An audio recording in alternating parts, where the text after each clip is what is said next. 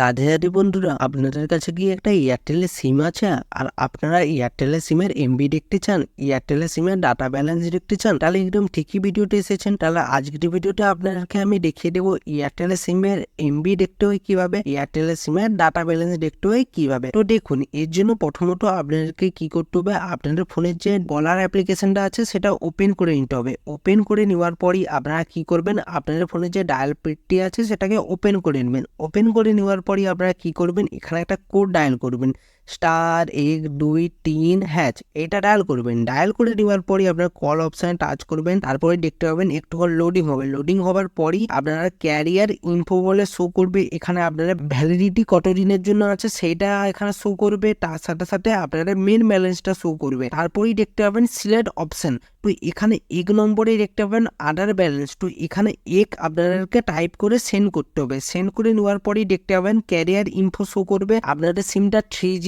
4G না 2G সেটা show করবে। যেমন আমার এখানে সিমটা 3G, তারপরে আপনার ব্যালেন্সটা যত আছে তত শো করবে। যেমন আমার 2048.05 MB আমার এখানে ডেটা ব্যালেন্স আছে। তার সাথে সাথে আমার ভ্যালিডিটি সেপ্টেম্বরের 27 তারিখ পর্যন্ত আছে 2024 সালে। তো ভিডিওটি যদি ভালো লেগে থাকে অবশ্যই লাইক করে দেবেন, আর এরকম যদি ভিডিও পেতে চান তাহলে চ্যানেলটিকে সাবস্ক্রাইব করে বেল আইকনের ঘন্টাটাকে অন করে দেবেন। তাতে কি হবে, নতুন ভিডিও নোটিফিকেশন পেয়ে যাবেন। তো বন্ধুরা, ভালো থাকুন, সুস্থ থাকবেন, দেখা হচ্ছে নতুন ভিডিওতে। রাধে রাধে।